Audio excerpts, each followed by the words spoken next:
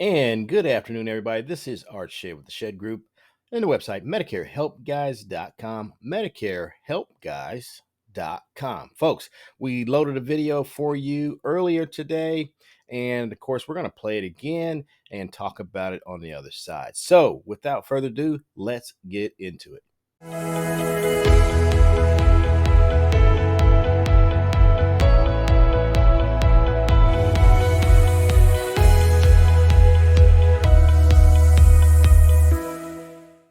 Okay, so that's the video, folks. The question of the day is, what happens if I travel abroad, right? So, and I generally ask a follow. When I get that question, I generally ask a follow-up question to that, because are you just traveling or are you planning to move abroad?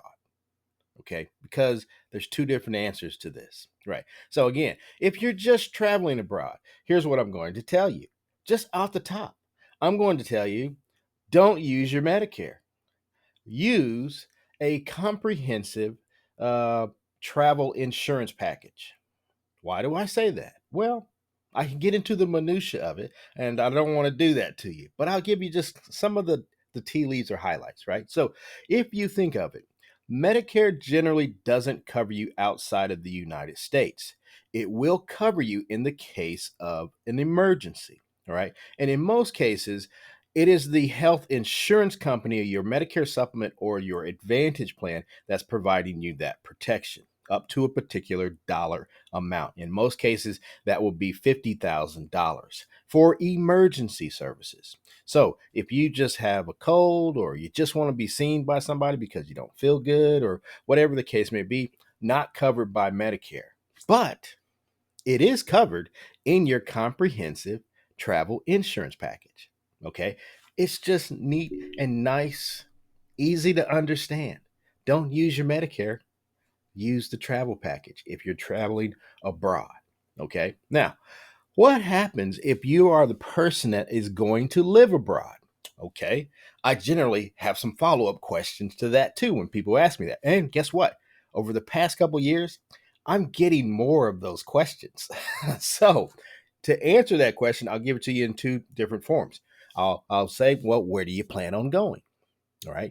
Now, if you tell me I'm going to retire in the US Virgin Islands, I'm going to say, oh, okay, guess what? You're in good shape. Your Medicare will go with you. Why do I say that? It's because your Medicare works in the US, continental US, and also in US territories. So, doesn't matter if you have Medicare along with the supplement or Medicare along with the Medicare Advantage, you have coverage in that US territory. I'm going to tell you that when it comes to the two types of plans, Advantage versus a supplement, you're probably better off with the Medicare supplement because the networks, any Medicare Advantage plan is tied to a network. So you may have a pretty scant network wherever it is that you may be in some US territory. All right. So, not probably the best option, probably something we would have to dig into in order to fact find and know the facts on the ground. But in general, the supplement will work better in a U.S. territory than a Medicare Advantage plan. Now, I represent United Healthcare when it comes to the Medicare Advantage. I do open it up to other carriers when it comes to the Medicare supplement, along with the AARP Medicare supplement. That is like one of the better Medicare supplements out there. It's probably a little bit more pricier. However, it's stable. All right. So anyway, if you're using the United Healthcare products, you're going to find that worldwide coverage. But again, for emergency services, right? Emergency only. So why did I start this by telling you just get the travel package and your when you get your flight, get the travel insurance. It just makes more sense because it's comprehensive. Now, think about it this way. Emergent services, I told you, right? $50,000 is the limit, right? When you get the travel insurance, most of those have caps up to $1 million to $5 million. So, what happens if you're abroad and you just have your Medicare, no travel coverage? You have emergency services. You can chew up $50,000 worth of emergency services really quick. What happens then? Well, now it's on your dime. And now it's up to you in order to figure out how to pay for that cost. And your best case is to get back to the United States as soon as possible. Because guess what? The question on the table will be, when did this stop being an emergency, right? And in most cases, it's when that situation is stable. Once that situation is stable, it's no longer an emergency. Right. So if it's no longer an emergency, that's at that point that you start incurring some costs, and now it's a problem. Right. So why do I say buy the travel package? $50,000 versus 2 million. I'll take my chances with 2 million and pay, maybe the premium for that maybe adds $150 to my ticket, but it's probably money better spent. Okay. Now, what if it's your plan? Because I told you I was starting to run into this one. What if it's your plan to relocate to Portugal? Can I use my Medicare there? I'm here to tell you the answer to that question will be no. All right. And it's not going to be buy the travel insurance. No.